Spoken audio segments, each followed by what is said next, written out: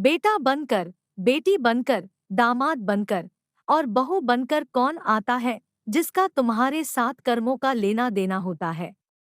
लेना देना नहीं होगा तो नहीं आएगा। एक फौजी था। उसके माँ नहीं, बाप नहीं थे।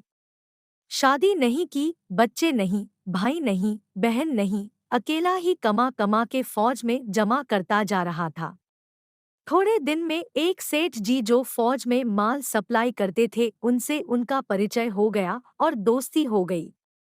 सेठ जी ने कहा, जो तुम्हारे पास पैसा है वो उतने के उतने ही पड़ा है, तुम मुझे दे दो, मैं कारोबार में लगा दूं तो पैसे से पैसा बढ़ जाएगा, इसलिए तुम मुझे दे दो।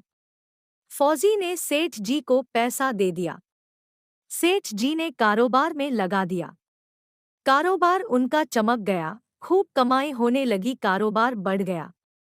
थोड़े ही दिन में लड़ाई छिड़ गई। लड़ाई में फौजी घोड़ी पर चढ़कर लड़ने गया। घोड़ी इतनी बदतमीज थी कि जितनी जोर जोर से लगाम खींचे उतनी ही तेज भागे। खींचते खींचते उसके गलफर तक कट गए, लेकिन वो दौड़कर दुश्मनों के गोल घेरे में जाकर खड़ी गई। दुश्मनों ने एक ही वार किया और फौजी मर गया, घोड़ी भी मर गई। अब सेठ जी को मालूम हुआ कि फौजी मर गया, तो सेठ जी बहुत खुश हुए कि उसका कोई वारिस तो है नहीं, अब ये पैसा किसी को नहीं देना पड़ेगा।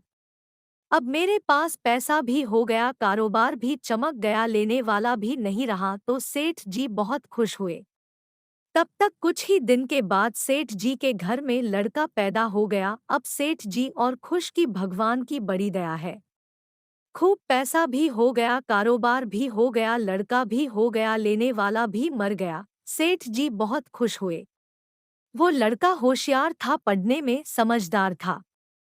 सेठ जी ने उसे पढ़ाया लिखाया। जब वह पढ़ लिख कर बड़ा हो गया तो सोचा कि अब ये कारोबार संभाल लेगा, चलो अब इसकी शादी कर दें। शादी करते ही घर में बहुरानी आ गई। अब उसने सोचा कि चलो बच्चे की शादी हो गई, अब कारोबार संभालेगा। लेकिन कुछ दिन में बच्चे की तबीयत खराब हो गई। अब सेठ जी डॉक्टर के पास, हकीम के पास, वैद्य के पास दौड़ रहे हैं। वैद्य जी जो भी दवा खिला रहे हैं वह दवा असर नहीं कर रही, बीमारी बढ़ती ही जा रही। पैसा बर्बाद हो रहा है और बढ़ती ही जा रही है, रोग कट नहीं रहा, पैसा खूब लग रहा है। अंत में डॉक्टर ने कह दिया कि मर्ज लाइलाज हो गया, इसको अब असाध्य रोग हो गया, ये बच्चा 2 दिन में मर जाएगा। डॉक्टरों के जवाब देने पर सेठ जी निराश होकर बच्चे को लेकर रोते हुए आ रहे थे। रास्ते में एक आदमी मिला। कहा, अरे सेठ क्या हुआ, बहुत दुखी लग रहे हो? सेठ जी ने कहा, ये बच्चा जवान था, हमने सोचा बुढ़ापे में मदद करेगा, अब ये बीमार हो गया। बीमार होते ही हमने इसके इलाज के लिए खूब पैसा खर्च किया, जिसने जितना मांगा उतना दिया, लेकिन आज डॉक्टरों ने जवाब दे दिया अब ये बचेगा नहीं, असाध्य रोग हो गया, लाइलाज मर्ज है, अब ले जाओ घर, 2 दिन में मर जाएगा। आदमी ने कहा, अरे सेठ जी तुम क्यों दिल छोटा कर रहे हो? मेरे पड़ोस में वैद्य जी दवा देते हैं, 2 आने की पुड़िया खाकर मुर्दा भी उठकर खड़ा हो जाता है। जल्दी से तुम वैद्य जी की दवा ले आओ। सेठ जी दौड़कर गए, 2 आने की पुड़िया आए और पैसा दे दिया। दवाई की पुड़िया बच्चे को खिलाई, बच्चा पुड़िया खाते ही मर गया। अब सेठ जी रो रहे हैं, सेठानी भी रो रही और घर में बहुरानी और पूरा गांव भी रो रहा।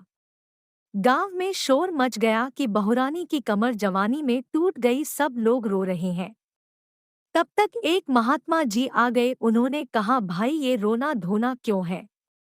लोग बोले, इस सेठ का एक ही जवान लड़का था, वो भी मर गया, इसलिए सब लोग रो रहे हैं, सब दुखी हो रहे हैं।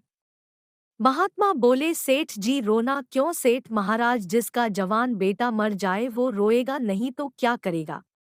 महात्मा, तो आपको क्यों रोना? सेठ, मेरा बेटा मरा तो और किसको रोना? महात्मा, उस दिन तो आप बड़े खुश थे। सेठ, किस दिन? महात्मा, फौजी ने जिस दिन पैसा दिया था। सेठ, हाँ, कारोबार के लिए पैसा मिला था तो खुशी तो थी। महात्मा और उस दिन आपकी खुशी का ठिकाना ही नहीं था। सेठ किस दिन महात्मा, अरे जिस दिन फौजी मर गया सोचा कि अब तो पैसा भी नहीं देना पड़ेगा। माल बहुत हो गया, कारोबार खूब चमक गया, अब देना भी नहीं पड़ेगा। बहुत खुश थे सेठ। हाँ महाराज खुश तो था महात्मा, और उस दिन तो आपकी खुशी का ठिकाना ही न था। पता नहीं कितनी मिठाइयाँ बंट गई। सेठ किस दिन महात्मा, अरे जिस दिन लड़का पैदा हुआ था। सेठ महाराज लड़का पैदा होता है तो सब खुश होते हैं, मैं भी हो गया तो क्या बात। महात्मा उस दिन तो खुशी से आपके पैर जमीन पर नहीं पड़ते थे। सेठ किस दिन महात्मा, अरे जिस दिन बेटा ब्याहने जा रहे थे। सेठ महाराज बेटा ब्याहने जाता है तो हर आदमी खुश होता है, तो मैं भी खुश हो गया। महात्मा, तो जब इतनी बार खुश हो गए तो जरा सी बात लिए रो क्यों रहे हो। सेठ महाराज, ये जरा सी बात है। जवान बेटा मर गया, ये जरा सी बात है। महात्मा, अरे सेठ जी वहीं फौजी पैसा लेने के लिए बेटा बन कर आ गया। पढ़ने में, लिखने में, खाने में, पहनने में और शौक में, श्रृंगार में जितना लगाना था लगाया। शादी ब्याह में सब लग गया और ब्याज दर ब्याज लगाकर डॉक्टरों को दिलवा दिया। अब जब 2 आने पैसे बच गए वो भी वैद्य जी को दिलवा दिए और पुड़िया खाकर चल दिया। अब कर्मों का लेना देना पूरा हुआ। सेठ जी ने कहा, हमारे साथ तो कर्मों का लेन देन था, चलो हमारे साथ तो जो हुआ सो हुआ। लेकिन वो जवान बहुरानी घर में रो रही है, जवानी में उसको धोखा देकर विधवा बनाकर चला गया। उसका क्या जुर्म था कि उसके साथ ऐसा गुनाह किया।